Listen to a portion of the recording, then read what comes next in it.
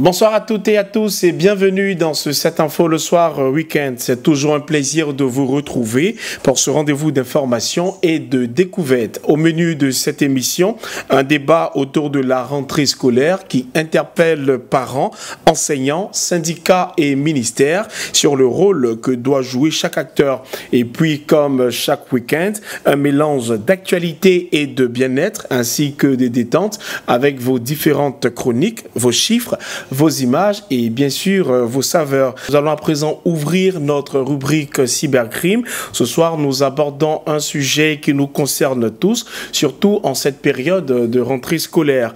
Les violences verbales, morales et même sexuelles en ligne, en milieu scolaire. Comment protéger les élèves face à ces dérives du numérique? Quels mécanismes mettre en place pour les accompagner et leur garantir un espace sécurisé? Des éléments de réponse tout de suite dans Cybercrime.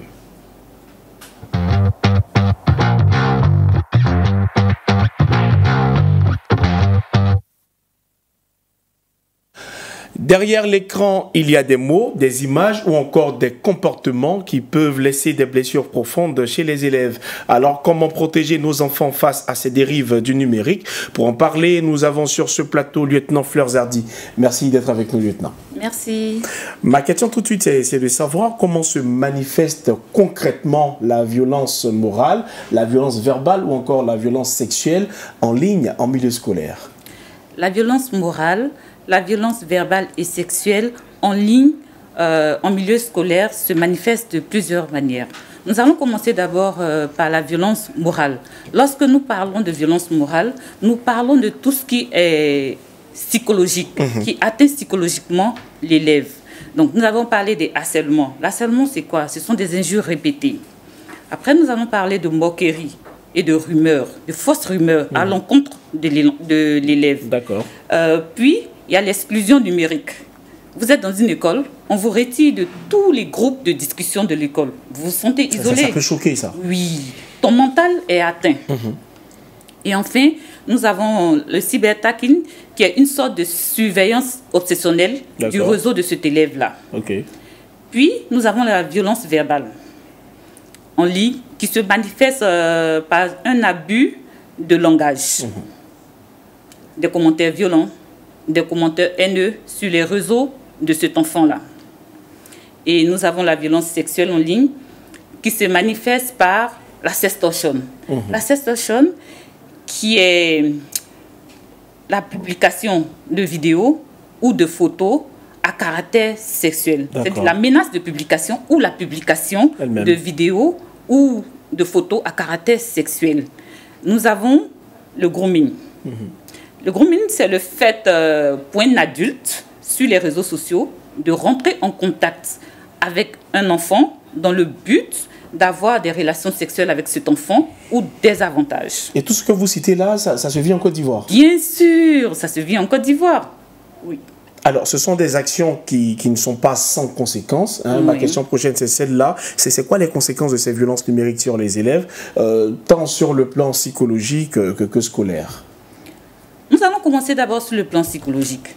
Nous aurons un élève qui est tout le temps anxieux, qui est stressé, qui a des troubles de sommeil, qui a une baisse d'estime de lui-même et qui fait une dépression.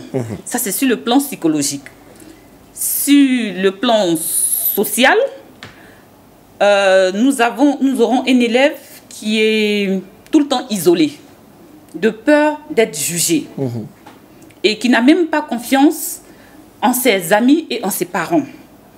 Sur le plan scolaire, nous aurons un élève qui est démotivé, qui a peur d'aller au cours et qui peut même décrocher. Ça veut dire ne plus aller à l'école. Alors, tout ça, ce sont des actions qui sautent à l'œil. Finalement, ça doit être quoi le rôle que doivent jouer les parents quand ils font face à ce genre de situation? Les parents doivent jouer un rôle très important. La formation d'un enfant débute à la maison, avec les parents. Donc, quand nous voyons que notre enfant est victime de tout ça, la première des choses, c'est créer un climat de confiance. D'accord. Voilà. Où l'enfant se sent libre de parler sans être puni et jugé. Pourquoi je le dis? nous faisons des sensibilisations dans des écoles et collèges. Et après la sensibilisation, nous avons des élèves qui nous approchent, qui sont victimes de ces violences dans les écoles. Que les parents ne savent même pas forcément. Mais qu'ils ont peur même d'expliquer à leurs parents. Okay. Parce qu'il n'y a pas cette confiance établie entre l'enfant et son père ou et sa mère. Il s'est dit, si j'explique à ma mère, c'est la punition. D'accord. Voilà. Donc, établir un climat de confiance. Écouter les enfants avec empathie sans les juger. Quand tu établis ce climat de confiance et que tu as l'habitude d'écouter ton enfant sans le juger, quand l'enfant a un problème, il s'ouvre à toi. Et ça évite beaucoup de choses. Puis, le parent doit sauvegarder, quand il est informé, il doit sauvegarder les preuves. Pourquoi sauvegarder les preuves? Parce qu'après, le parent sera emmené à porter plainte à la plateforme de lutte contre la cybercriminalité. Et nous avons besoin de preuves. Donc, faire des captures d'écran, des captures de messages, des photos. Après, signaler. Quand vous voyez que votre enfant regarde des contenus nuisibles sur des plateformes, il faut signaler puis bloquer. Nous demandons aux parents, donc nous encourageons les parents de contacter généralement les écoles. Parce que quand tu es à la maison, que ton enfant est victime d'harcèlement ou de menaces de publication ou de publication à caractère sexuel, il faut que son école soit informée. D'accord. Quand l'école est informée, c'est ensemble que vous pouvez trouver une solution adéquate. Alors, ça sera ça ma dernière question. C'est vrai que vous venez de parler aux parents, mais je pense qu'il y a également un message à donner aux jeunes ainsi qu'à la communauté tout entière. Oui, nous disons toujours, concernant d'abord les parents, apprendre à se former sur les dangers liés au numérique afin de pouvoir aider leurs enfants. Le numérique, quand tu ne maîtrises pas le numérique, tu es l'alphabète. Mais il faut que nous, parents, nous puissions maîtriser les dangers du numérique afin de les inculquer aux enfants. Donc c'est à nous, parents, de demander aux enfants de savoir se comporter en ligne. Merci beaucoup, lieutenant. Merci. Merci beaucoup, lieutenant Fleur Zadi, pour toutes ces précisions et recommandations utiles.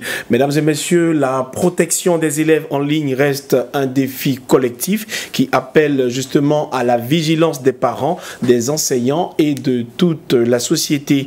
Et puisque nous parlons de collectif, place à présent à la pensée de la semaine. Il faut tout un village pour élever un enfant, dit un proverbe africain. Comme vous pouvez l'imaginer, c'est une invitation à rappeler que l'éducation et la protection des enfants ne sont pas seulement l'affaire de la famille, mais de toute la communauté. Après la pensée de la semaine, place maintenant à notre rendez-vous de réflexion et d'échange. La rentrée scolaire est lancée, mais elle soulève toujours les mêmes interrogations. Enseignants, parents, syndicats, ministères, chacun a un rôle à jouer. Alors ce soir, nous posons la question, rentrée scolaire et académique, quelle copie pour chaque acteur? C'est le thème de notre débat.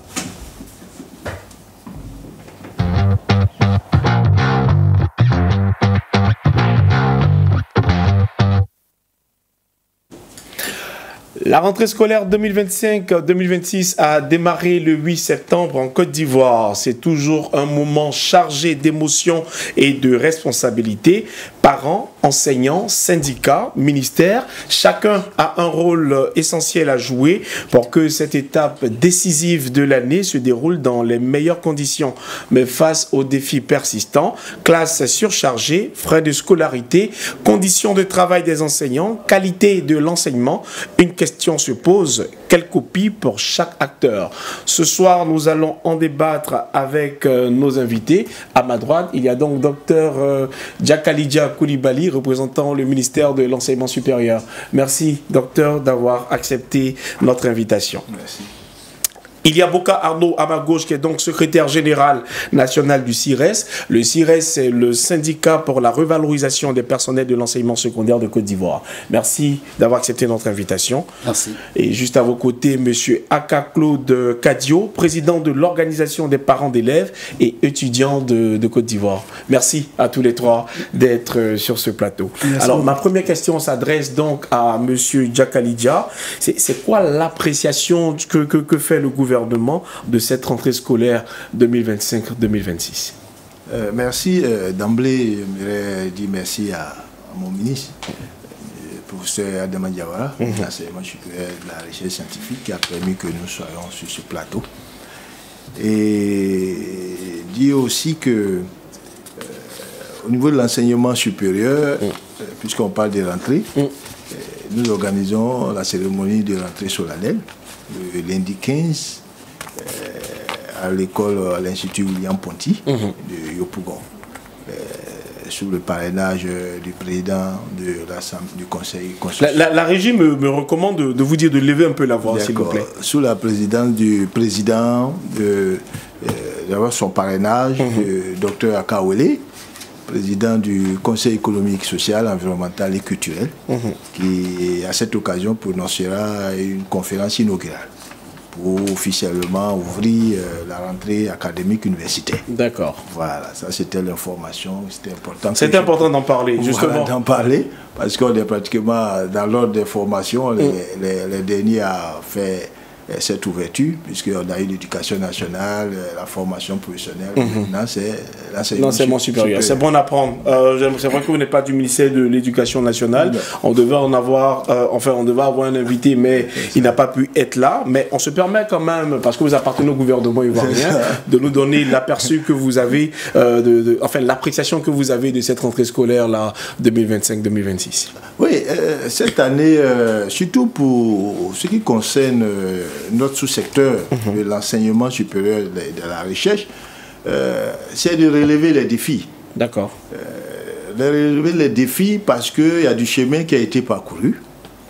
Et ce chemin-là, c'est vrai qu'il y a eu des résultats positifs, il y a eu des défis, il y a eu des obstacles. Mais aujourd'hui, nous pouvons nous inscrire dans un environnement très positif au vu des réformes qui ont été engagées dans notre sous-secteur par M. le ministre de l'Enseignement supérieur de la recherche scientifique. Donc c'est un autre départ, parce qu'à chaque rentrée, on fait l'état des lieux, on essaie de voir est-ce que les résultats qu'on s'est fixés précédemment ont été atteints et quelles sont les perspectives et les défis à relever. Donc une rentrée, c'est une introspection du secteur, voilà, du secteur de la formation et de l'éducation en général. Et donc c'est de voir, mobiliser aussi les différents acteurs et puis se parler et se mettre d'accord autour d'une vision commune par rapport aux résultats qu'on recherche pour l'année à venir. Alors, je vais me tourner à présent vers M. Boka. C'est quoi l'état d'esprit dans lequel les enseignants de Côte d'Ivoire entament cette nouvelle rentrée scolaire 2025-2026? Merci, Daniel, pour cette opportunité. Je voudrais d'emblée dire un grand merci d'abord aux enseignants pour l'année scolaire écoulée. Grâce à eux, les résultats scolaires ont été améliorés et je crois qu'ils méritent vraiment des félicitations. Pour revenir à votre question, l'état d'esprit dans lequel nous abordons cette rentrée scolaire est un état, je vais dire, des plus mitigés. Vous savez, l'année scolaire 2024-2025 a été jalonnée de grèves dues à une revendication persistante des enseignants qui jusque-là reste lettre morte. Et donc, nous reprenons le chemin de l'école dans l'espoir que cette revendication qui est la prime d'incitation voit enfin une solution et une fin heureuse pour les enseignants. Cependant, c'est la rentrée scolaire et tous les enseignants à ce jour sont à leur poste pour effectuer ce pourquoi l'État de Côte d'Ivoire les a employés.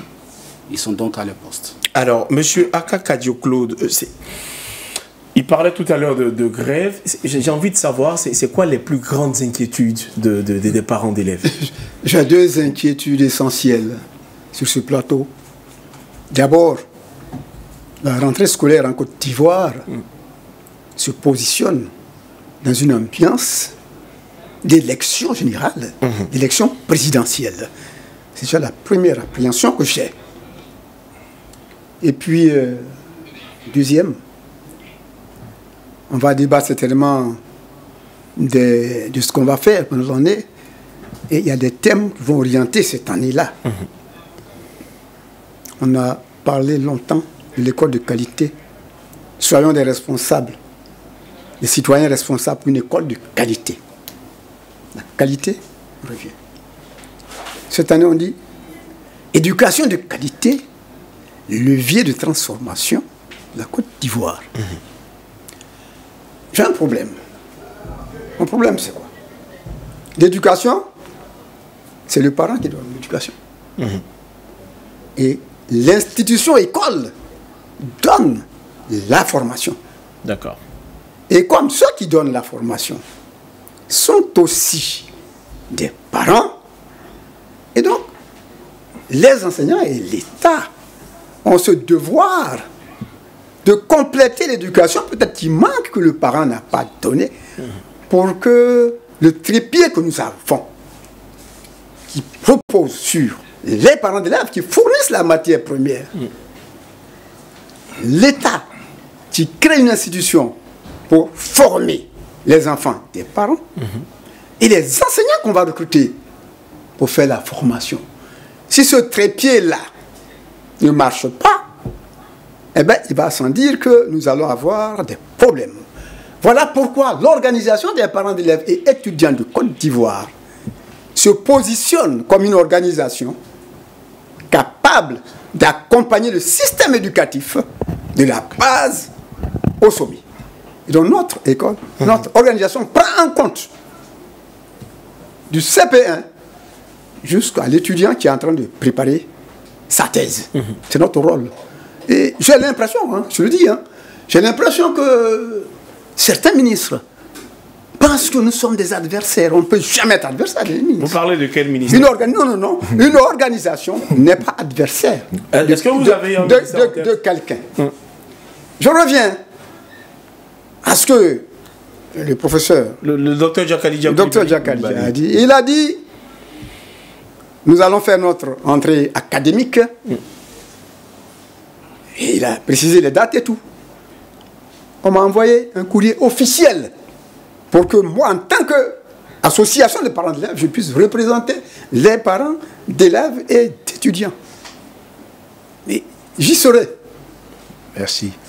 Le ministre Kofi Nguessan m'a également invité officiellement par courrier. Et m'a même autorisé de prendre la parole. Le problème, il est où alors, M. Akar? Laissez-moi développer mon argumentaire. Allez-y. Si vous nous avez appelés, c'est pour qu'on dise ce qui est. Il n'y a aucun problème, allez-y. Voilà, non, j'y étais. Et je pense que mon discours a plu au ministre. D'accord. Il m'a félicité. Donc, l'école commence. Tout le monde doit se mettre ensemble. Personne ne doit être mis de côté. C'est dans cette symbiose d'action que nous arriverons. Merci donc, c'est ce que je voulais dire. Alors, M. Aka appelle à une symbiose. Mais à vous, je veux savoir, je veux poser la question de savoir, pour vous, le défi le plus urgent de l'école ivoirienne aujourd'hui, c'est lequel? Cela va transparaître lorsque je vous donnerai tout à l'heure le thème au niveau de l'enseignement supérieur.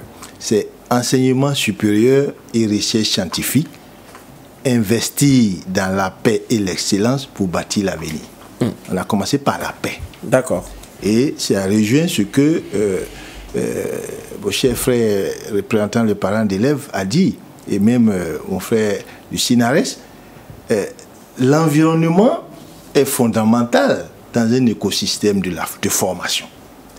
Et cet environnement, aujourd'hui, la priorité, c'est la paix, la quiétude. Parce qu'on ne peut pas avoir une bonne formation. Et les acteurs, c'est-à-dire même les enseignants qui sont au premier plan, ne peuvent pas donner le savoir par rapport à leur connaissance et leur motivation et leur abnégation si nous ne nous inscrivons pas dans un environnement de paix. Les étudiants ou les élèves, c'est pareil. C'est pourquoi nous, à notre niveau, cette année, nous inscrivions ça dans la dynamique de la paix d'abord. Voilà, parce que c'est fondamental. Et je profite déjà pour dire merci à mon frère, et j'ai président du SINARES, mon collègue. Le CIRES. Oui, le CIRES, ça veut dire le syndicat pour la revalorisation des personnels de l'enseignement secondaire de Côte d'Ivoire. Voilà, là c'est l'éducation nationale, mais je le remercie parce que j'ai dit qu'au niveau de notre environnement, il faut des échanges. C'est pourquoi j'ai dit que la rentrée, c'est la mobilisation de tous les acteurs, pour qu'on puisse regarder dans la même direction.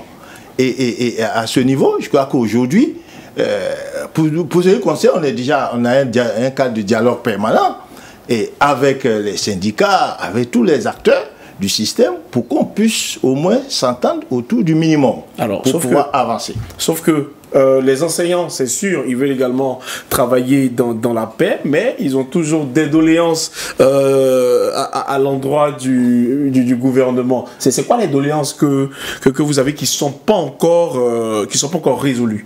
Bon, là, il faut dire que moi, je voudrais plutôt répondre si c'est qu'il faut pour qu'il y ait une école. Essayez de répondre d'abord à ma question. Vous pouvez répondre après, s'il vous plaît. Bon, d'accord. Les défis, je viens d'énumérer un défi majeur qui concerne la valorisation ou du moins la révalorisation de l'enseignant. Vous savez, quand on parle d'école, il y a un triptyque qui est essentiel. Il n'y a pas d'école sans enseignant, il n'y a pas d'école sans savoir et il n'y a pas d'école sans élèves. Voilà ce qui constitue en réalité l'école.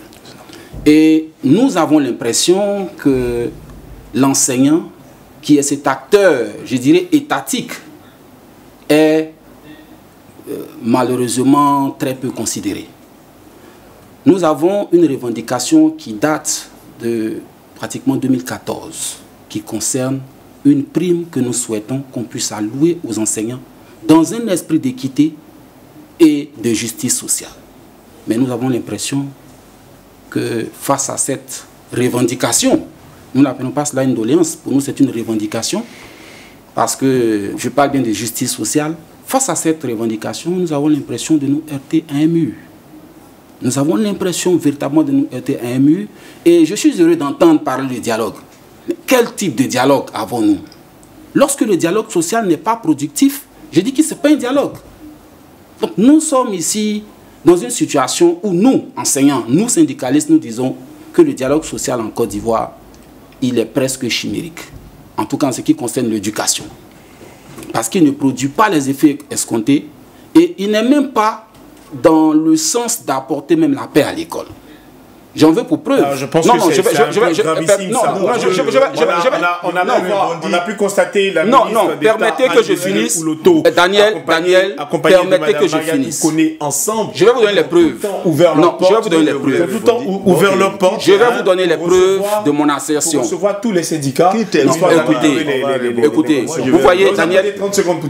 Oui, vous voyez, quand on parle de dialogue, on met en place des mécanismes. Et on se parle très souvent. Est-ce qu'il y a eu dialogue? Non, écoutez-moi bien. Est-ce qu'il y a eu dialogue? Non, je vais vous donner un exemple. Pourquoi je dis que le dialogue n'est pas constructif et pourquoi je dis également que c'est chimérique.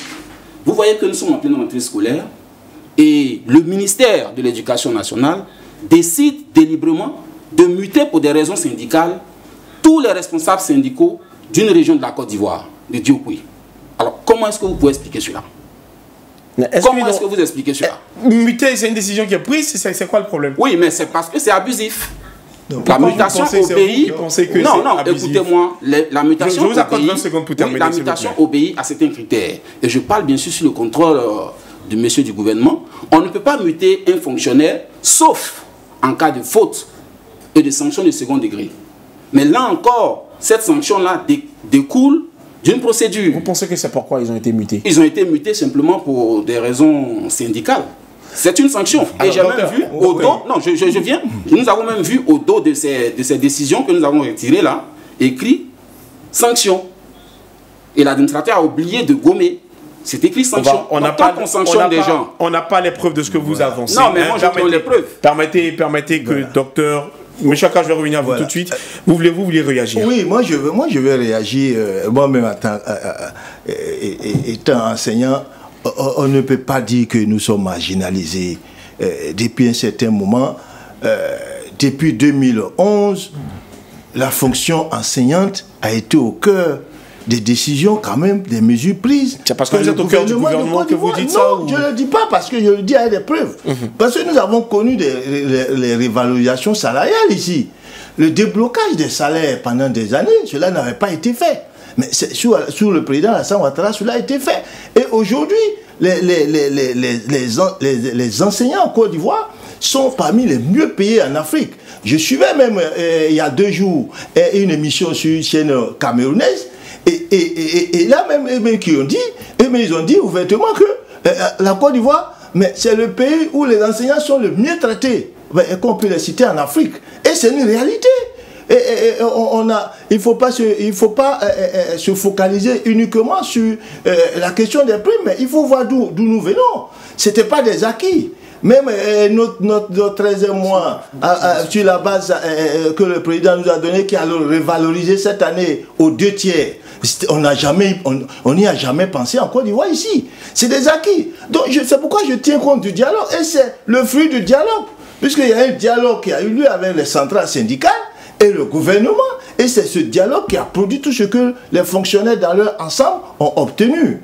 Voilà. Et y compris les enseignants. Alors, on ne peut pas dire aujourd'hui qu'il ne faut pas trop être vindicatif, même quand les syndicats. C'est pourquoi il y a un cadre de dialogue permanent qui existe dans tous les ministères. Merci, et docteur. Au niveau global. Merci, docteur. M. Chaka, oui. on entend du côté des enseignants, donc du CIRES, redemander et encore qu'il y a cette question de prime qui revient. Le gouvernement, de son côté, estime que par le dialogue, beaucoup de choses ont été acquises. Vous, qui êtes donc parents d'élèves, qui parlent au nom d'une organisation, oui. Qu'est-ce que vous réclamez en priorité du gouvernement?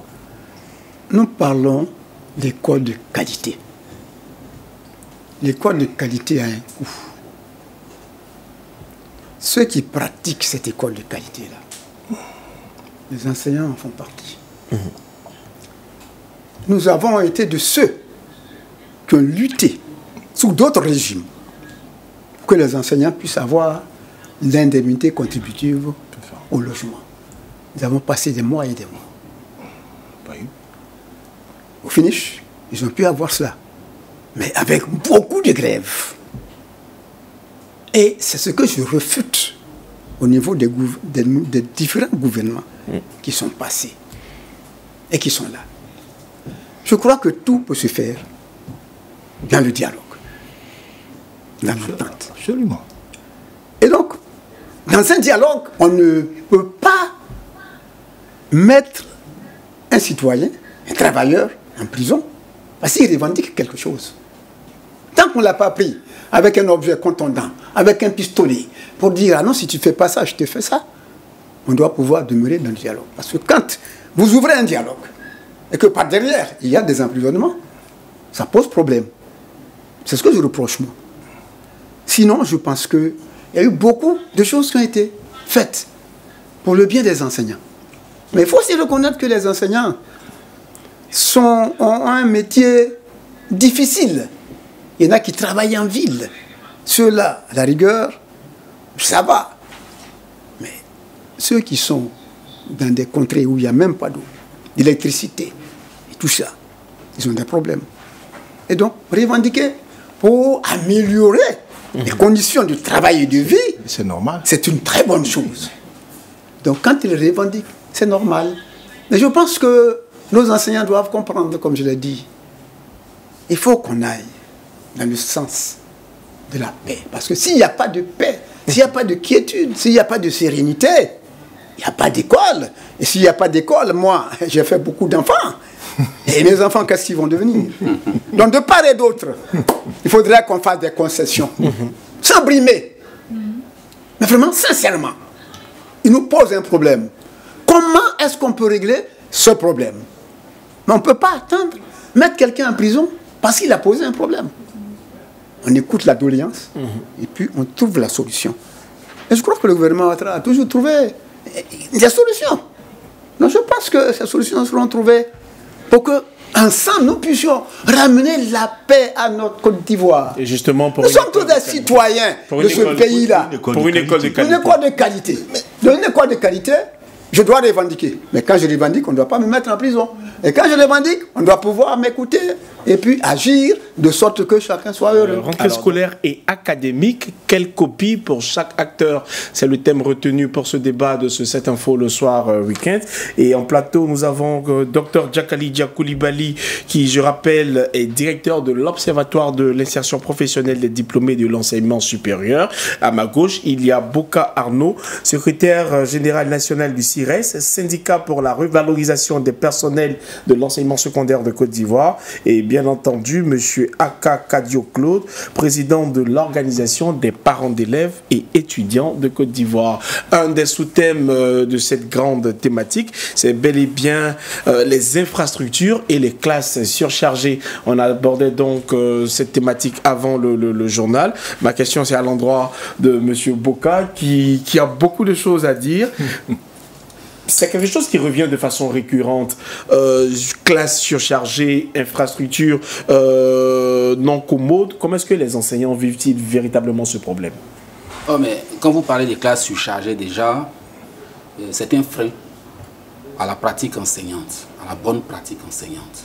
Une classe surchargée, c'est un surplus de travail pour l'enseignant. Et là encore, nous avons même mis toutes ces revendications-là sous les teignoirs. Les histoires des classes surchargées, les histoires de heures supplémentaires, nous avons mis tout cela sous les teignoirs pour, dit-on, aller à l'essentiel. Mais permettez, parce que nous sommes à une table du donner et du recevoir, et je voudrais quand même rebondir sur un aspect qui a été développé par docteur. Est-ce que je peux vous accorder une minute pour répondre à ça? Oui, je vais revenir. S'il vous plaît, allez-y. Voilà, tout à l'heure, lorsque j'ai parlé de la prime d'incitation que les enseignants réclament, comme nous avons l'habitude d'entendre, on dit que le gouvernement a fait beaucoup de choses. Nous ne nions pas que le gouvernement ait fait beaucoup de choses pour l'ensemble des travailleurs de Côte d'Ivoire.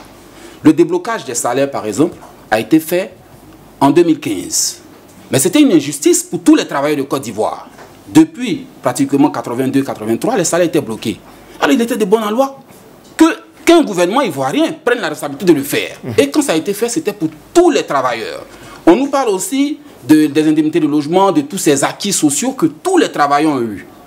Tout à l'heure, en off, on échangeait un peu, mais à l'enseignement supérieur, d'où vient docteur, il bénéficie d'une prime. Alors, pourquoi, lorsque les enseignants du premier et second degré réclament une prime, on leur rappelle incessamment que le gouvernement a trop fait? Oui, le gouvernement a fait, mais le gouvernement doit encore faire. Parce que nous sommes des mandants du peuple et le gouvernement est là pour le peuple. Et quand le peuple réclame, il appartient au gouvernement de faire. Ce que nous réclamons, ce n'est pas le 13e mois, ce n'est pas le déblocage, ce sont les primes. Merci M. Bokar. Est-ce qu'on peut revenir maintenant à la question? Voilà, pour revenir sur les classes... les enseignants vivent le problème? Non, mais je l'ai dit, c'est un calvaire. De classe surchargée. Quand vous vous retrouvez, je crois, une fois, il y a eu une autorité administrative de l'éducation qui disait qu'en Côte d'Ivoire, on ne peut plus parler des classes surchargées, mais je vous invite à venir même à Abidjan, dans certaines écoles, ne serait-ce qu'à Yopougon, où vous verrez des classes où aujourd'hui, en 6e, il y a plus de 130 élèves. Mais comment voulez-vous qu'un enseignant qui a été formé avec la méthode active puisse enseigner dans une classe où il y a 130 élèves? Quel suivi attend-on? Quelle qualité souhaite-t-on? C'est vrai, je sais que l'État, sur ce plan, honnêtement, le gouvernement ivoirien a fait beaucoup d'efforts. De nombreux établissements ont été construits. Et je pense que la situation est en train d'être jugulée, mais il n'est pas exclu qu'aujourd'hui encore, il reste des classes surchargées et nous invitons l'État à continuer et à poursuivre ces efforts. Alors, la situation est en train d'être jugulée, comme le disait M. Boka. Avec vous, j'ai envie de savoir véritablement les mesures concrètes qui sont prises pour réduire les classes pléthoriques. Bon, pour ce qui concerne l'enseignement supérieur que je maîtrise le mieux, déjà, il faut dire qu'il y a du chemin qui a été parcouru pour lutter contre la massification, parce que c'est la massification des effectifs. Et à ce niveau déjà, je vous apprends que nous sommes aujourd'hui à 9 universités qui sont opérationnelles en Côte d'Ivoire. Nous avons la 10e, celle de Guinée, qui est en construction. Et justement, ça fait partie de la vision du gouvernement, du président, de pouvoir non seulement lutter contre la massification, mais aussi mettre l'accent sur le développement local. Parce que chaque institution, qu'on soit au primaire, au secondaire, au supérieur, lorsqu'on a ces institutions dans une région bien donnée, elle doit pouvoir insuffler une dynamique de développement au niveau de la population de cette région. Et donc, ces universités qui sont construites et donc ont vocation aussi de développer ces régions. Donc déjà, on a pas mal d'étudiants qui commencent à intégrer à la fois le public et d'autres le privé. Donc la question de la massification, quand même, il y a beaucoup d'efforts qui ont été faits à ce niveau. Et autre élément que j'aimerais ajouter au niveau des infrastructures, c'est qu'actuellement on a un vaste projet de construction et d'amélioration de l'existant au niveau infrastructurel. Donc aujourd'hui, vous allez même à l'université Feu-Boigny, vous voyez que cette université est en plein chantier. Voilà, tant au niveau académique, c'est-à-dire côté formation, tant au niveau des cités universitaires. Alors. Donc vraiment, même il y a des nouvelles constructions à Mans, à Boaké, pour pouvoir vraiment améliorer les conditions de travail, de vie des étudiants et puis permettre aussi le maximum de jeunes bacheliers d'avoir accès aux infrastructures de qualité. Alors, le représentant du ministère de l'Enseignement supérieur nous fait comprendre que des efforts sont donc consentis. Monsieur Kadio, tout n'est pas encore reluisant. Ah oui, comment est-ce que les parents perçoivent-ils l'impact de ces classes surchargées sur l'éducation de leurs enfants? Je voudrais faire un retour prospectif du fonctionnement de l'État de Côte d'Ivoire. Nous venons de fêter les 65 ans de la République de Côte d'Ivoire. Les parents d'élèves sont les bénéficiaires de la formation d'éducation. Alors, ce qui me frappe, moi, ce n'est pas les classes pléthoriques. C'est un pan. Mais il y a les toilettes. Vous ne pouvez pas aller aujourd'hui dans une école, demander à aller aux toilettes et puis être satisfait en sortant. Et c'est dans toutes les écoles. Dans le meilleur des cas, il y a des toilettes, mais il y a des endroits où il n'y a même pas de toilettes du tout. Il y a ça. Et il y a plein de choses que j'ai fait tout dernièrement une conférence de presse où j'ai dépeint l'école. Où j'ai vraiment dénoncé toutes les tares dans le but d'améliorer cela. Donc, des efforts sont faits, mais c'est nettement insuffisant pour le parent que je suis. On était à un colloque, là, tout à l'heure, à Palm Club. Et dans une communication, il y a un communicateur qui a dit qu'il y a 900 universités privées contre 9 au public. Il en est de même pour le système éducatif ivoirien. Nous avons plus d'établissements privés que d'établissements publics. Or, l'établissement public doit pouvoir former le citoyen qui n'a pas les moyens. Malheureusement, il y a plus de privés que de... Donc il y a une injustice quelque part. Il faut corriger tout cela pour que les parents que nous sommes puissions dire que ça va. Pour le moment, on ne peut pas dire que ça va. Bien que n'étant pas aussi alarmiste, mais je le dis, dans le but de perfectionner les choses. La perfection n'étant pas de ce monde, mais on essaie d'aller vers la perfection. Comme il a dit là, les enseignants souffrent. Il y a un cas grave. Les enseignants sont violentés, tués. Il y a une dame qui a été assassinée. Tout dernièrement, il y a un enseignant qui a été tué par objet contondant. Et ça devient récurrent. Pour nous, c'est inquiétant. On n'a pas envoyé les enseignants pour qu'on les tue. C'est pour pouvoir faire la formation. C'est pour le développement de la Côte d'Ivoire. Donc je pense qu'il faudrait que beaucoup d'efforts soient faits pour la protection de ces enseignants-là et faire en sorte que tout ce qui peut concourir à leur épanouissement soit fait par l'État de Côte d'Ivoire. Alors c'est bien que vous abordiez la question de la sécurité. Cela me permet de rebondir là-dessus en tournant mon regard vers Dr Djakalidia.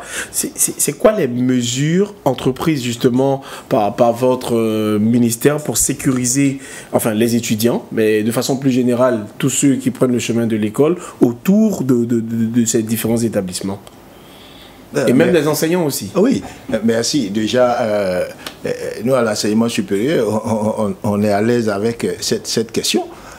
Parce que, avec un passé récent, vous avez constaté qu'il y a eu des mesures vraiment dures qui ont été prises par le président de la République, ce qui a permis d'assainir notre milieu. On a tout simplement supprimer toutes les associations étudiantines à caractère syndical.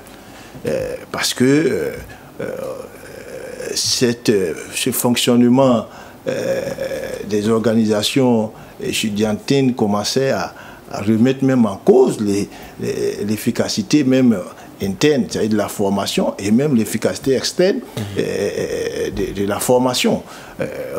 Chacun a été témoin de toutes ces panoplies de violence que nous avons connues, ce qui fait que notre milieu n'était même plus viable en termes de milieu académique, universitaire. Et aujourd'hui, vous allez sur le campus, dans n'importe quelle université, mais vous avez en face de vous des étudiants très studieux, et vous posez la question de savoir, mais est-ce que nous avons affaire aux mêmes étudiants qui sont là aujourd'hui? Mais pourtant, c'est les mêmes.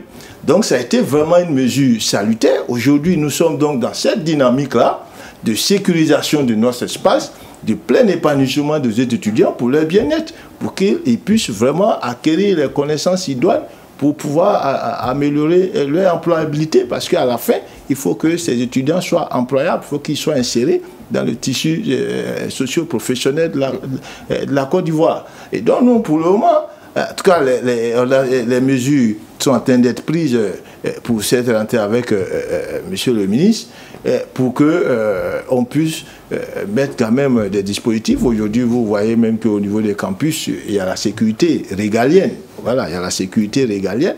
Et des mesures sont en train d'être prises vraiment pour sécuriser totalement tout notre espace universitaire. Alors ça, nous, on est vraiment à l'aise parce qu'on a déjà franchi une bonne étape.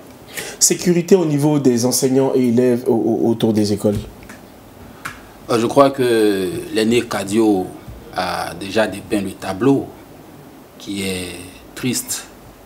Je voudrais avoir une pensée pieuse pour notre cher ami Prao qui a été lâchement assassiné.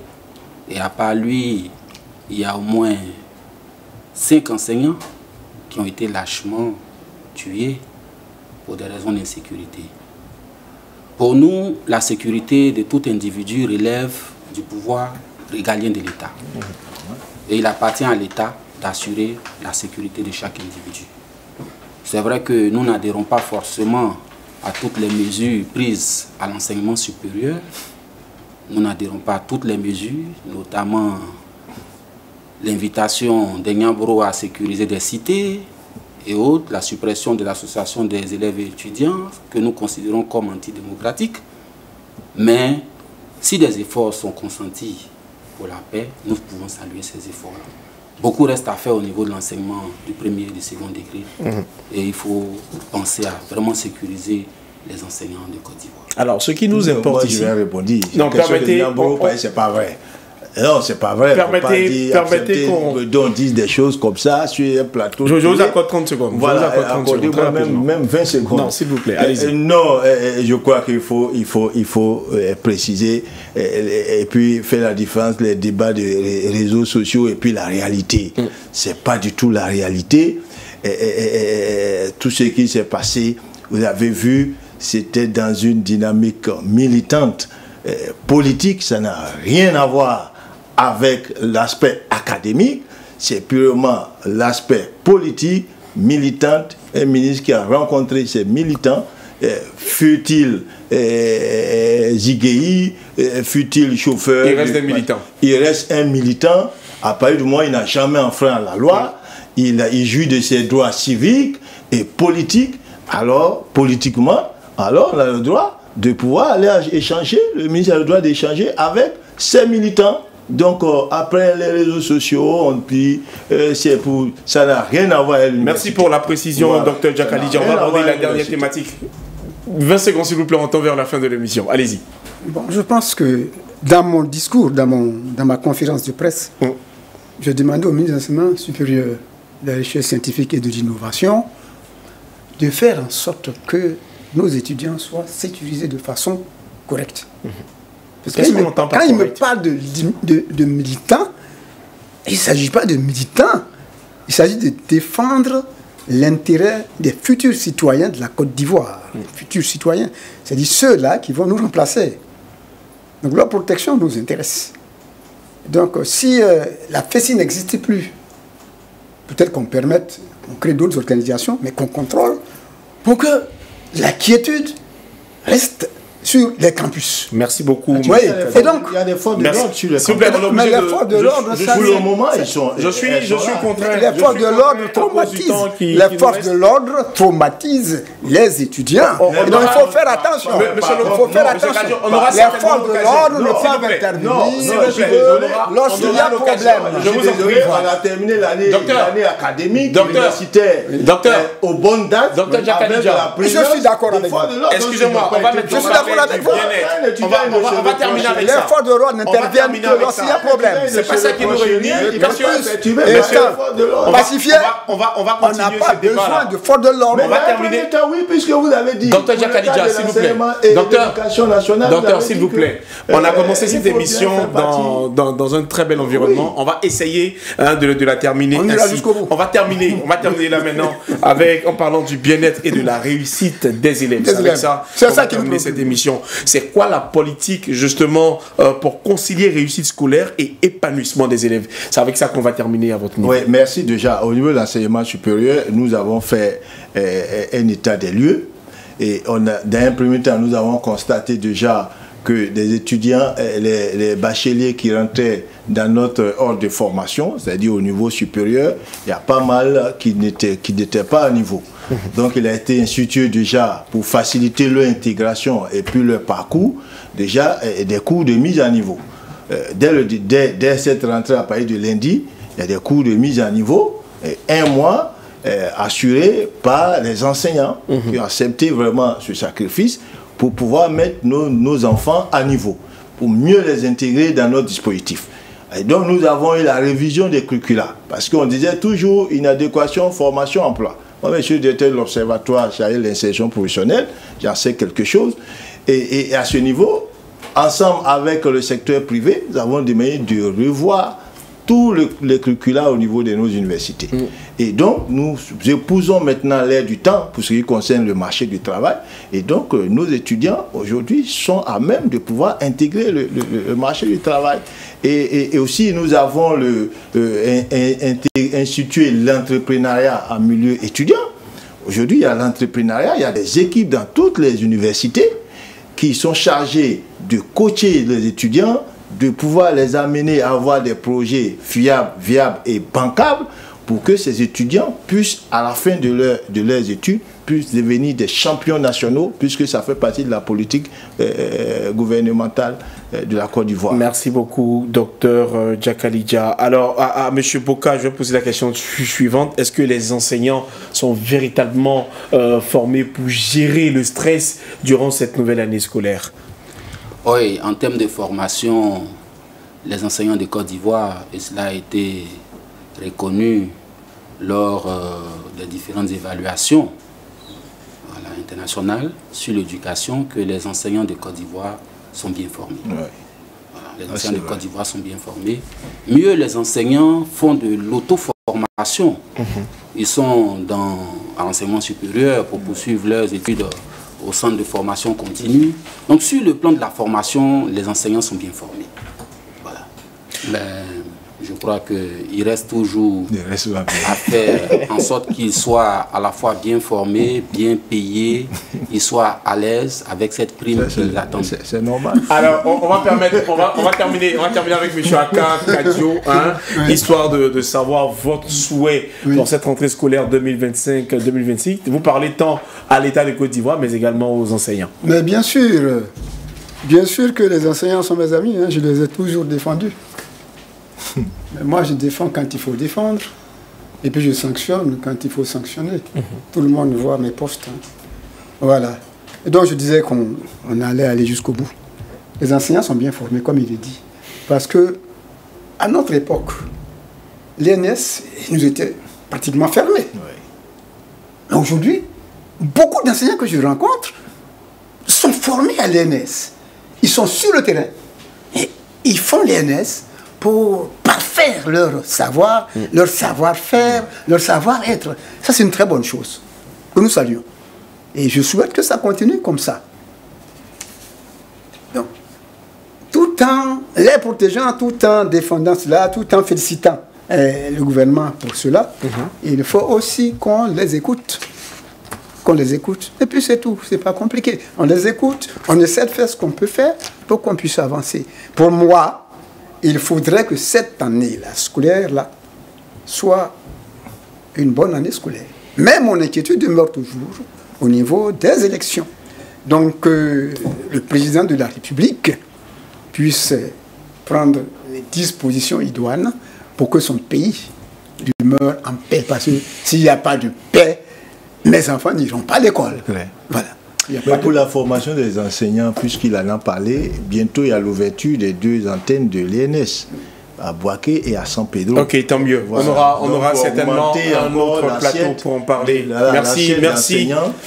Merci à Dr Djakalidja Koulibaly d'avoir accepté notre invitation. Je tiens à rappeler à nos téléspectateurs que vous êtes directeur de l'Observatoire de l'insertion professionnelle des diplômés de l'enseignement supérieur. Boka Arnaud, merci d'avoir été sur ce plateau. Vous êtes secrétaire général national du CIRES. Le CIRES, c'est le syndicat pour la revalorisation des personnels de l'enseignement secondaire de Côte d'Ivoire. Et merci également à M. Aka Kadio Claude, président de l'Organisation des parents d'élèves et étudiants de Côte d'Ivoire. Merci à tous les trois. Mesdames et messieurs, la rentrée scolaire reste un défi collectif et chacun, donc parents, enseignants, ministères et même les conseillers pédagogiques, chacun a un rôle à jouer pour garantir une année réussie et apaisée. Nous poursuivons ce 7 Info le soir week-end en abordant la rubrique rapide mais importante, le chiffre de la semaine. Cette semaine, le chiffre c'est le 5, le nombre de candidats retenus pour l'élection présidentielle à venir. 5 personnalités politiques qui vont marquer cette campagne et sur laquelle l'attention de tous les citoyens est désormais tournée. Il s'agit de Simone Eivek Gbagbo, Henriette Lagou, Alassane Ouattara, Jean-Louis Billon et Awa Dombelo, les 5 candidats éligibles par le Conseil constitutionnel pour l'élection d'octobre 2025. Depuis le retour de l'ancien chef d'État à Abidjan, justement, nous poursuivons avec l'image de la semaine. Elle nous montre un moment politique fort. Il s'agit donc de Laurent Gbagbo qui reçoit des figures de l'opposition, parmi lesquelles figure Pascal Affi N'Guessan, avec qui il était en froid depuis le retour de l'ancien chef d'État en Côte d'Ivoire. Une rencontre qui illustre les alliances et discussions qui se dessinent à l'approche de la présidentielle d'octobre 2025 et qui donne à réfléchir sur les équilibres politiques à venir dans le pays. Un autre invité dans ce 7 Info le soir, il s'agit donc de Seydou Kolotiolo Mantio, président fondateur du CODEL. Le CODEL, c'est le club d'action pour l'union et le développement local. Merci d'avoir accepté notre invitation. Bonsoir M. Kodo, merci de nous donner l'opportunité de parler de paix et de cohésion sociale. Alors vous avez mis les pieds dans le plat, justement avec vous on parlera de promotion de paix, mais avant je tiens à rappeler à l'ensemble de nos téléspectateurs que vous avez organisé un sondage autour des médias. Cette info, pour ceux qui ne le savent pas, a été plébiscitée par les participants au prix journalisme et médias. Est-ce que vous pouvez nous relater la genèse de ce projet ? Alors merci bien. Je voudrais déjà réitérer toute ma reconnaissance à cette info et également à toutes les chaînes de télévision qui nous ont soutenus pendant ce projet. Alors, parler de l'historique de ce prix, c'est parler d'abord du Club d'action pour l'union et le développement local. C'est une organisation de la société civile qui œuvre pour la paix et la cohésion sociale en Côte d'Ivoire. D'accord. Et donc, nous avons plusieurs initiatives au nombre desquelles figure le prix national pour la paix et la cohésion sociale en Côte d'Ivoire, dont le lancement a eu lieu le samedi 8 juillet 2023 à la place Figayo de Yopougon. Nous avons donc au lancement bénéficié du soutien du ministère de tutelle. Son temps, c'était le ministre Kodjo Kona Bertin. Et après donc un an, nous sommes passés à la phase pratique du prix.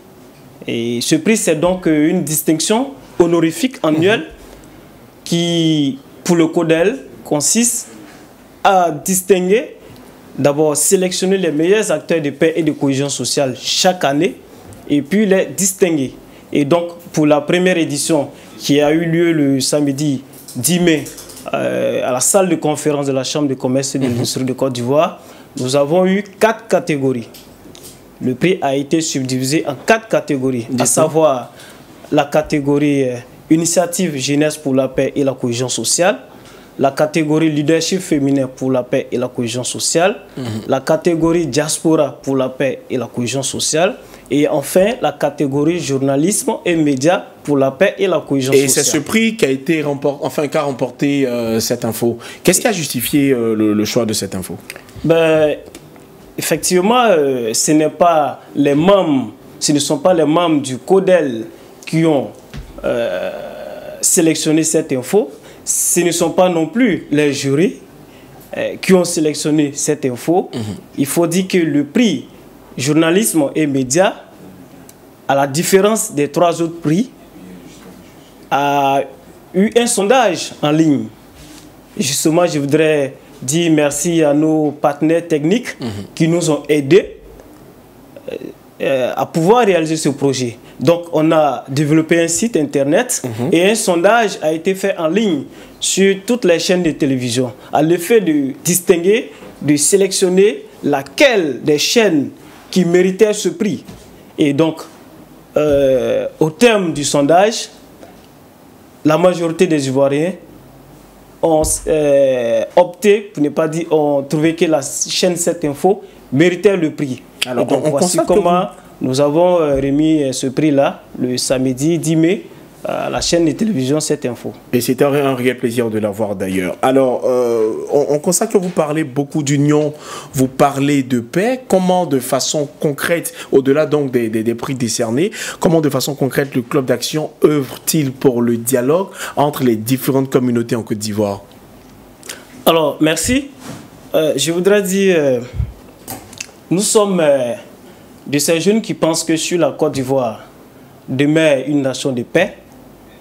C'est nous les jeunes qui allons plus bénéficier. C'est pourquoi nous sommes organisés pour apporter notre contribution, pour préserver cette paix, pour renforcer cette cohésion. Et c'est là nous essayons de matérialiser cela à travers des actions concrètes, à savoir des actions de sensibilisation, des actions de signature de charte de non-violence à l'approche des élections, des actions de supervision des élections, et même quand récemment pour la révision de la RLE 2024-2025, le CODEL était sur le terrain pour superviser, pour vérifier le bon fonctionnement. Donc nous avons beaucoup d'actions concrètes. Alors, comme le dit le nom Club d'action. Nous voulons nous distinguer à travers des actions concrètes. Vos priorités à court terme?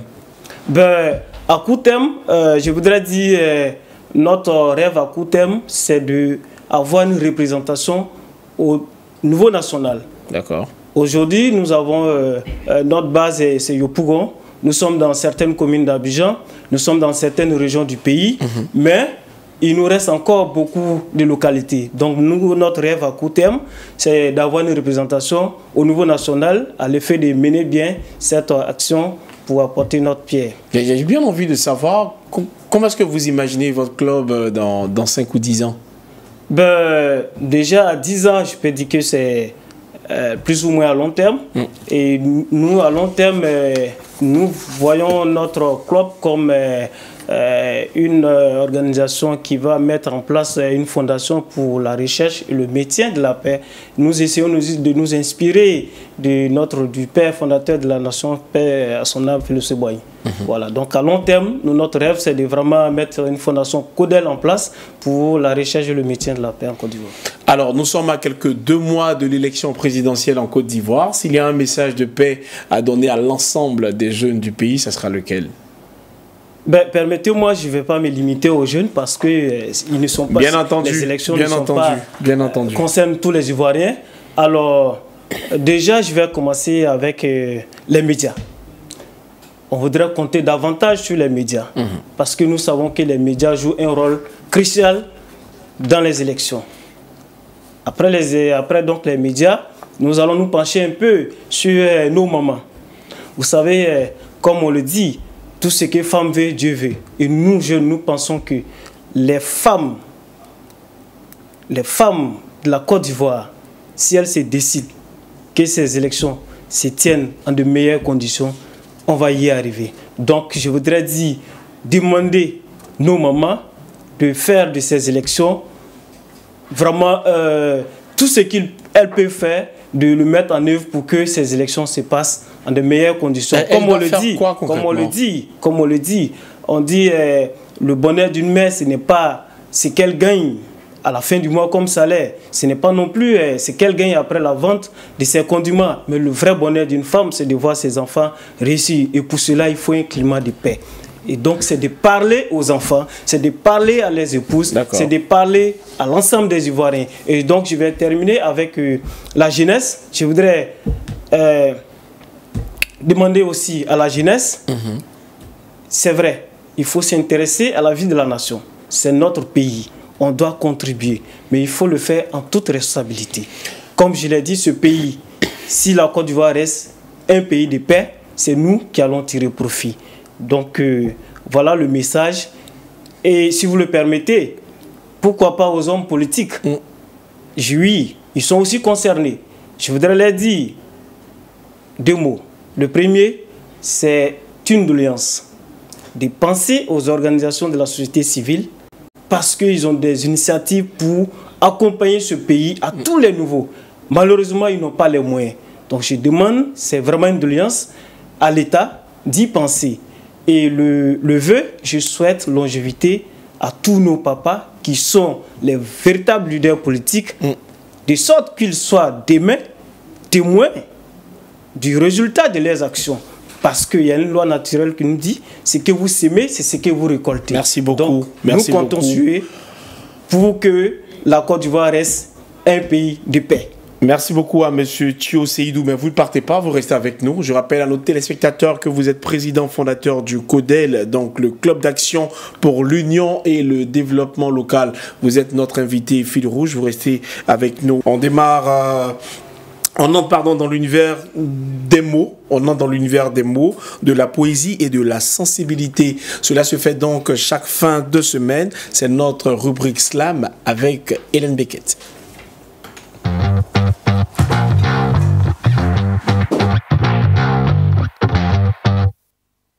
Hélène Beckett est en notre compagnie. Merci d'être là.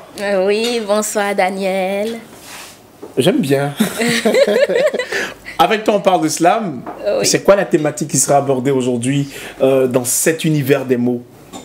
Aujourd'hui, je viens juste dire que j'ai la ménopause. D'accord. On va parler de ménopause. Oui. Je te laisse nous parler de ménopause.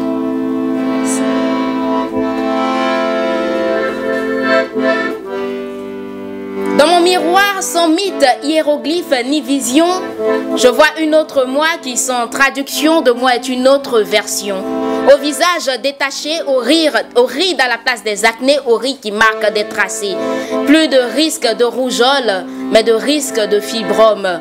La vie est une série d'événements. Elle m'a mis, suppose, sans télécommande. J'ai la ménopause, j'ai la ménopause. Pour un mal de tête, on m'espère enfin enceinte. Un frère non consanguin, un petit copain. Être vierge à mon âge est un inimaginable miracle. Sans paysage, on me demande où est le beau. À quand le mariage? Mais est-ce que tu penses au môme? La vie est un jeu, je ne vois plus de règles. J'ai la ménopause, j'ai la ménopause. La vie est un jeu, je ne vois plus de règles. J'ai la ménopause, j'ai la ménopause.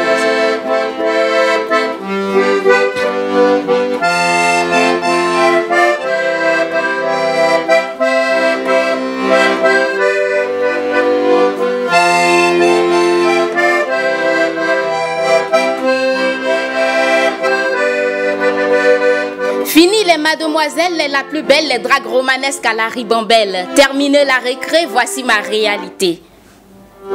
Mon style est dépassé, ma playlist surannée, j'ai l'impression d'être préhistorique sans être le passé. Mes amis se marient, mes frères sont des pères, je suis tantie sans mon avis, mais j'aurais dû profiter du paradis que c'est d'être une meuf d'enfer. J'aurais dû tirer des coups quand sans être une âme j'étais canon. J'aurais dû dire beaucoup moins non quand sans tragédie moi j'étais une femme fatale. Moi prophétesse de la beauté naturelle, blasphème ma propre prêche. Je pense lifting, je pense mes rides aux crèmes. Je suis africaine à la chevelure brésilienne. La vie est une série d'événements. Elle m'a mis suppose sans télécommande. J'ai la ménopause, j'ai la ménopause. La vie est une série d'événements, moi. Elle m'a mis suppose sans télécommande. J'ai la ménopause, j'ai la ménopause.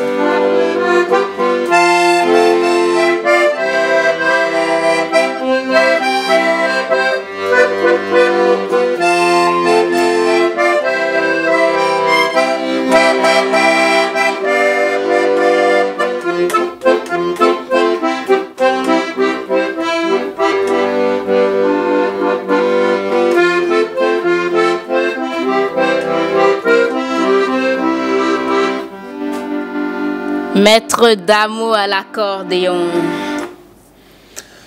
On peut applaudir ça. Je crois qu'on peut applaudir ça. Et ma question tout de suite à Beckett, et bravo, hein, félicitations. Merci infiniment. Ma question tout de suite, c'est de savoir, ça peut prendre combien de temps pour composer un tel texte? Un tel texte je sais pas, 30 minutes, 15 minutes ou parfois une semaine, ça dépend de l'inspiration. Ça dépend de l'inspiration. On peut encore applaudir Beckett. Monsieur Cho, c'est quelqu'un que vous connaissiez? À travers les médias, oui. D'accord. Merci. Et je voudrais me réjouir de faire sa connaissance aujourd'hui. Mais je suis curieux de savoir qu'est-ce qui l'a inspiré à s'orienter dans ce sens. Quoi, sur le slam ou sur la thématique de non, ménopause? sur le slam. Sur le slam. Sur le slam, en Oui. fait, normalement, je ne sais pas si vous avez pu le constater, j'ai du mal à m'exprimer. Je peux passer des heures à essayer à parler comme ça sans vraiment... Ça, voilà, on comprend en fait, je n'arrive pas à faire comprendre ce que je veux dire. Donc le slam est un moyen de communication pour moi. Je veux te parler pour que tu arrives à comprendre ce que je veux te dire. Moi, je crie et puis après, je te dis. C'est comme ça. Pour mieux m'exprimer, on va dire. Wow. Félicitations. Merci beaucoup. Merci à Hélène Beckett pour cette prestation slam pleine d'émotions. Mais vous restez avec nous. Après les mots qui touchent l'âme, mesdames et messieurs, on s'intéresse maintenant à ce qui fait du bien au corps et à l'esprit. C'est l'heure de notre chronique bien-être et c'est avec Rahima Diabaté qu'on va recevoir juste après ça.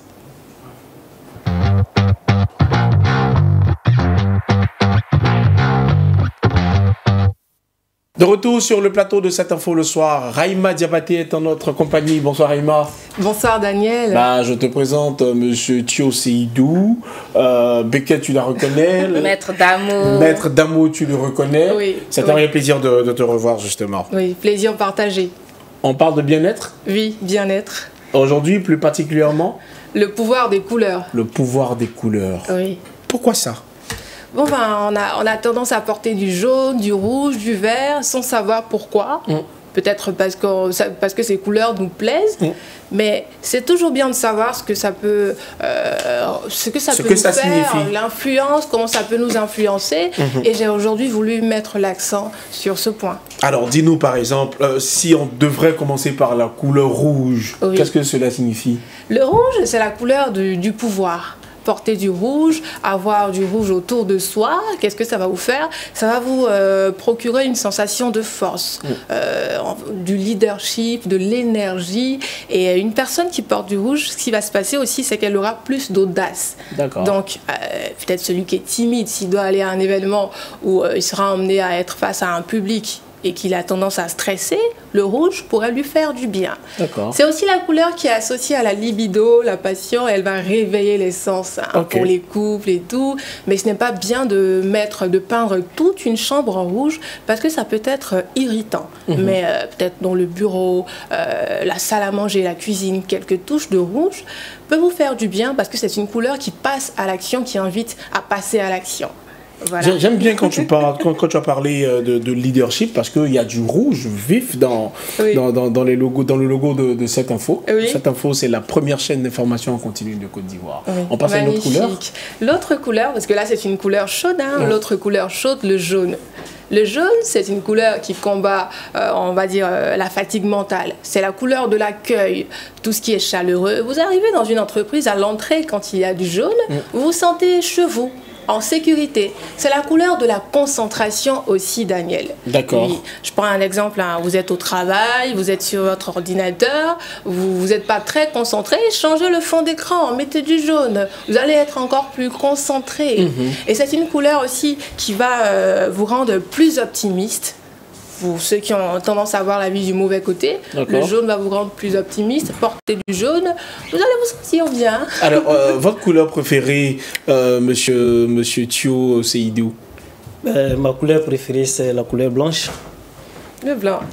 T'as quelque chose à dire là-dessus, le blanc? Oui, le blanc. Le blanc, c'est la couleur de la pureté, l'innocence, la propreté. Mais c'est une couleur qui peut plus vous rendre solitaire. Et c'est aussi la couleur qui favorise l'anxiété. Oui, c'est une couleur qui favorise l'anxiété. Une entreprise, par exemple, avec les murs peints tout en blanc, peut favoriser l'anxiété, réduire la créativité. Ça peut être considéré comme un environnement de travail pas très bon. Pas très bon parce que le blanc sur les murs va favoriser le burn-out, réduire la créativité, rendre les employés encore plus stressés. Ah bon, tout ça? Oui. De quelle est ta couleur préférée? Le bleu. Le bleu. Le bleu, c'est la couleur de la créativité aussi. C'est une couleur qui renvoie à la créativité. On peut comprendre tout ce qu'elle fait alors. Oui, le bleu, c'est le meilleur ami des artistes. Parce que c'est une couleur qui renvoie, qui favorise l'imagination. Donc vous êtes un peintre, vous êtes sur le point de peindre un beau tableau ou écrire un bon texte de slam. Mettez-vous dans un endroit où il y a du bleu. Oui, et certains scientifiques chinois ont montré que cette couleur pouvait réduire la pression artérielle. Le bleu. Mais ce n'est pas tout. Le bleu réduit le stress, il déstresse. Et c'est aussi une couleur qui favorise le sommeil, d'où le fameux bleu nuit. Le fameux bleu nuit. Et c'est une couleur qui aide à garder la tête froide si vous êtes au bureau. Mais c'est aussi une couleur qui n'est pas très bonne pour les personnes dépressives parce qu'elle étouffe la communication et peut vous emmener à vous replier sur vous-même. Alors que celui qui est dépressif ne doit pas forcément rester seul. Voilà. Alors qu'il doit être créatif, justement. Maître Damou? Oui, moi, je suis déjà en bleu, donc ça, c'est le bleu. Le bleu. J'adore, oui. Mais honnêtement, moi, c'est ma couleur, c'est le bleu. Le bleu? Ouais. Ah, ça se voit, vous êtes vraiment créatif. Et Daniel, oui, il y a tellement de couleurs. Il y a d'autres couleurs? Il y a d'autres couleurs. D'autres sens? Oui, d'autres sens. Il y a par exemple l'orange. L'orange, c'est la couleur de la communication. L'orange, c'est la couleur de la communication. C'est la couleur aussi qui rend optimiste et créatif. Et dans une entreprise, si vous avez de l'orange, vous allez voir que les employés vont travailler plus ensemble, en collaboration, en famille. Oui, ça rassemble. C'est une couleur qui rassemble. Et c'est une couleur aussi de la chaleur. C'est une belle couleur. C'est une belle couleur, l'orange. Et on parle souvent des couleurs froides. Qu'est-ce que ça rassemble? Les couleurs froides, on peut parler du vert, du bleu, du violet. Maintenant, les couleurs chaudes, le jaune, l'orange, le rouge aussi. Alors, le blanc, vous l'avez dit, il est décrit comme la synthèse de l'ensemble des couleurs du cercle chromatique. Finalement, est-ce que vous changez de couleur préférée ou restez dans le blanc? Non, pourquoi changer de couleur? Non, je pense que ce n'est pas un choix instantané. Voilà, ça c'est depuis l'enfance. Et vraiment, quand je porte le blanc, et je me sens très à l'aise dedans. Voilà. Mais je voudrais dire quand même, c'est vrai, c'est ma couleur préférée, mais c'est pas pour autant dire que les autres couleurs, je ne les porte pas. Voilà. Après le blanc, je porte très souvent le bleu. Ouais. Voilà. Mais donc il rejoint la famille. Même ma couleur préférée reste le blanc. Le blanc. Voilà. Ouais. Raïma, tu as deux autres couleurs à nous partager. On va dire le rose. Le rose. Le rose, waouh. Le rose, c'est la couleur qui combat l'agressivité. Oui, la couleur qui combat l'agressivité. Vous allez retrouver le rose dans certaines prisons ou dans des hôpitaux psychiatriques parce que ce sont des endroits où on est un peu plus agressif et c'est une couleur qui rend heureux. C'est la couleur du bonheur, surtout pour les enfants. En Angleterre, par exemple, il y avait une école pour enfants où il n'y avait que la couleur, que le beige. Il n'y avait que le beige. Et un jour, ils ont décidé de changer de couleur. Ils ont opté pour cette couleur-là, Je suis en train de me perdre. On parlait du rose. Le rose. Ils ont opté pour le rose et quand ils ont mis le rose, les enfants sont devenus plus joyeux, avec des dessins plus gais. C'était fantastique. On s'est donc rendu compte que le changement de couleur et tout ça aide à comprendre combien de fois les couleurs peuvent impacter notre environnement. Autant de fois. Hélène, tu as porté du vert. Oui. Et du bleu. Le vert et du bleu, tu es là, tu es sur le plateau, tu es là pour le slam et tout. Tu vas être plus créatif et le vert qui va t'apaiser. Le vert va t'apaiser. Bon, c'est une belle combinaison alors. Oui. C'est une très belle combinaison. Merci. Mais le noir, bon, c'est vrai que j'ai porté du noir. Le noir, c'est vrai que c'est la couleur c'est ce qu'on dit la couleur du luxe, mais c'est aussi la couleur qui peut assombrir. Elle peut aussi étouffer. Donc, il y a le chaud et le froid. Merci beaucoup, Raïma. Bon week-end. Merci, Daniel. Qu'est-ce qu'on a envie de dire à la population ivoirienne aujourd'hui? J'ai tout simplement envie de vous dire de porter peut-être du blanc, du jaune, ce que vous voulez. C'est vrai qu'il y a tous ces impacts et tout, mais soyez vous-même, soyez heureux. Donc, portez ce qui vous fait le plus de bien. Merci beaucoup. Seydou Kolotio-Lomantio, président fondateur du CODEL, Club d'action pour l'union et le développement local. Mot de fin? Déjà, je voudrais vous dire merci. Et permettez-moi aussi de dire merci à certaines personnes, notamment le président de la Chambre de commerce et de l'industrie de Côte d'Ivoire, M. Fama Touré, qui nous a beaucoup soutenus pendant la première édition du prix national pour la paix et la cohésion sociale en Côte d'Ivoire. Je ne manquerai pas de dire merci à nos partenaires techniques, à nos partenaires des organisations de la société civile et également les membres du Club d'action pour l'union et le développement local. Et sur ce, je voudrais souhaiter bonne rentrée scolaire à tous les Ivoiriens. À tous les élèves. Hélène Bequette, mot de fin? Mot de fin. Que du bonheur et du meilleur dans nos vies, soyons heureux, tout simplement. Maître Damo. C'est la même chose ce soir. Décidément, vous devez porter les mêmes habits. Vous avez la même chose, hein. Merci.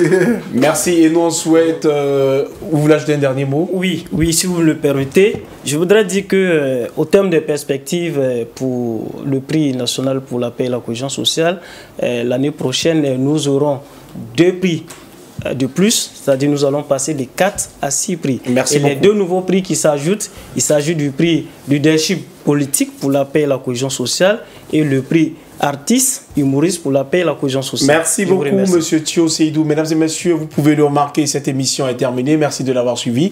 On a pris beaucoup de plaisir à vous la présenter. Restez sur cette info parce que les programmes se poursuivent. Au revoir.